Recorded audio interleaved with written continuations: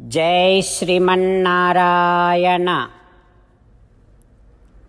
శ్రీమద్భగవద్గీత 6వ అధ్యాయము ఆత్మ సంయమ యోగము 18వ శ్లోకము.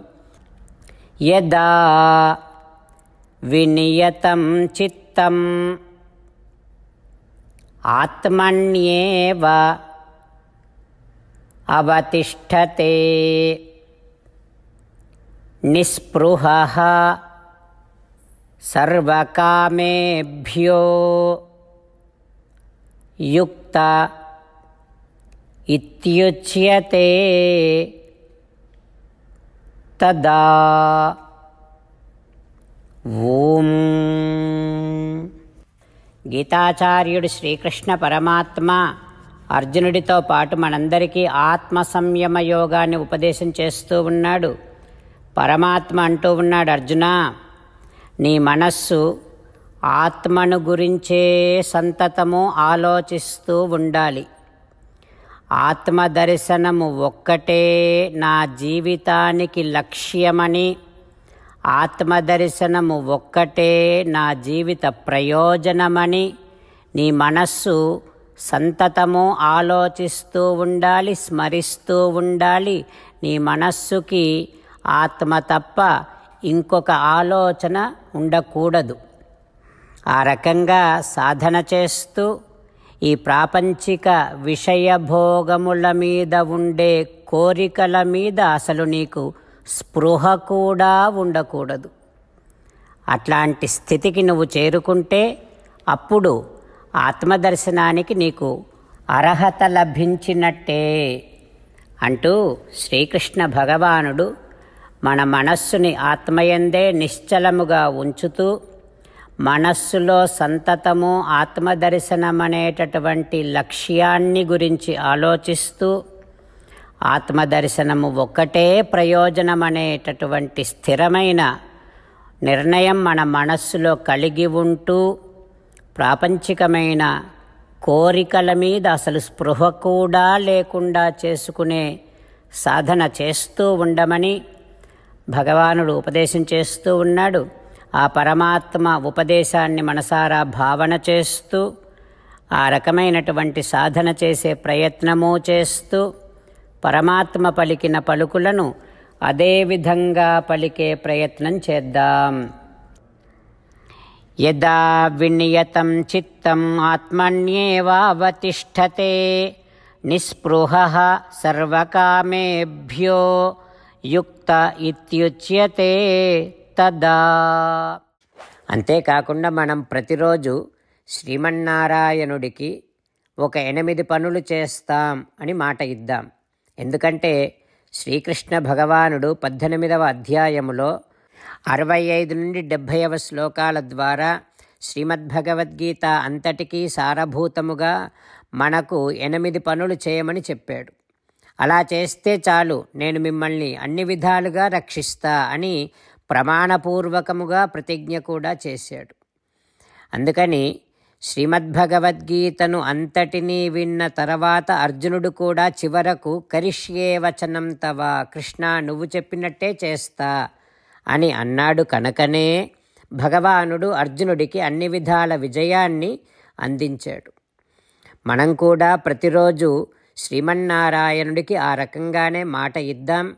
8 పనులు చేస్తాం అని మనము మాట ఇస్తే అది అష్టాక్షరీ మహామంత్ర జపము చేసినటువంటి ఫలితాన్ని మనకు ప్రతిరోజు ఇస్తుంది. ఇట్లా మాట ఇవ్వటం కంటే గొప్ప పూజ, యజ్ఞము, తపస్సు మరొక్కటి లేనే లేదు. అందుకని నేను అంటూ ఉంటాను, మీరు మనస్సులో భావిస్తూ ఉండండి. ఈ రకంగా మనము మాట ఇస్తూ ఉంటే శ్రీకృష్ణ భగవానుడి ముఖారవిందములో కలిగేటటువంటి ఆనందాన్ని మనం ప్రతిరోజు దర్శిద్దాం, ఆస్వాదిద్దాం. జై శ్రీమన్నారాయణ. హో శ్రీమన్నారాయణ, నువ్వు చెయ్యమన్నట్టే నేను నిన్నే సంతతము ధ్యానము చేస్తూ ఉంటా. హో శ్రీమన్నారాయణ, నువ్వు చెప్పినట్టే నేను నీ భక్తుడిగానే ఉంటా. హో శ్రీమన్నారాయణ, నువ్వు చెయ్యమన్నట్టే నేను నా విధులను కర్తవ్యాలను నీ సేవగా నీ తృప్తి కోసమనే సక్రమంగా నిర్వర్తిస్తూ ఉంటా. ఓ శ్రీమన్నారాయణ, నువ్వు చెప్పినట్టే నేను నీవాడిని అనే మహావిశ్వాసముతో నీకే నమస్కరిస్తూ ఉంటా. ఓ శ్రీమన్నారాయణ, మామేకం శరణం వ్రజ, నన్ను ఒక్కడిని మాత్రమే శరణు వేడుకో అని నువ్వే అన్నావు కనుక నేను నిన్ను ఒక్కడిని మాత్రమే శరణు వేడుకుంటా. ఓ శ్రీమన్నారాయణ, మా శుచః, ఇక దుఃఖించకు అని నువ్వే నాకు భరోసా ఇస్తున్నావు కనుక నేను ఇక దుఃఖించను. ఓ శ్రీమన్నారాయణ, నువ్వు చెప్పినట్టే నువ్వు నా కోసమని అనుగ్రహించినటువంటి శ్రీమద్భగవద్గీతను ప్రతిరోజు కనీసము ఒక్క శ్లోకాన్నైనా జ్ఞాపకం చేసుకుంటూ శ్రీమద్భగవద్గీతను అనుసంధానము చేస్తూ ఉంటా. ఓ శ్రీమన్నారాయణ, నువ్వు చెప్పినట్టే నువ్వందరి కోసమని చెప్పినటువంటి శ్రీమద్భగవద్గీతను తెలియని భక్తులందరికీ తెలియచేసే నా వంతు ప్రయత్నాన్ని నేను నిరంతరము కొనసాగిస్తూనే ఉంటా. ఓ శ్రీమన్నారాయణ, నేను నువ్వు చెప్పినట్టే చేస్తా, నీకు నచ్చినట్టే ప్రవర్తిస్తా, నీకోసమే పని చేస్తూ ఉంటా. కరిష్యే వచనం తవ. జై శ్రీమన్నారాయణ. భక్తులకు ప్రత్యేకమైనటువంటి విజ్ఞాపన. మీకు అన్ని విషయాలలో వెంటనే మంచి ఫలితాలు రావాలి అనంటే ప్రతిరోజు 1 నిమిషం వెచ్చించి నారాయణాస్త్రాన్ని చదవండి. ఇక మీకు తిరిగే ఉండదు. నారాయణాస్త్రాన్ని పొందడానికి మీరేం చేయాలంటే నారాయణాస్త్రం అనే వెబ్సైట్కి వెళ్ళి మీ పేరు, మీ ఈమెయిల్ ఇస్తే మీ ఈమెయిల్కి నారాయణాస్త్రం PDF వస్తుంది. అందులో ఒక రామాయణ శ్లోకం, ఒక గీతా శ్లోకం, ఒక విష్ణునామం ఉంటాయి. ఆ మూడింటిని కలిపి నారాయణాస్త్రం అంటాం. ప్రతి ఒక్కరికి వేరువేరు శ్లోకాలను ఇస్తున్నాం. ఆ రకంగా ఎవరి శ్లోకాన్ని వారు ప్రతిరోజు తప్పనిసరిగా చదవటం వలన ప్రతిరోజు ప్రతి 24,000 భక్తులతో ఒకసారి సంపూర్ణ రామాయణ పారాయణ, 33 సార్లు శ్రీమద్భగవద్గీత పారాయణ, 24 సార్లు శ్రీ విష్ణు సహస్రనామ స్తోత్ర పారాయణ జరుగుతుంది.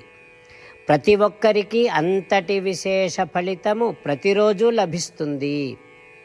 అందుకని మీరు, మీ కుటుంబ సభ్యులు అందరూ ఒక్కొక్కరు ఒక్కొక్క నారాయణాస్త్రాన్ని వెంటనే పొందండి. జై శ్రీమన్నారాయణ.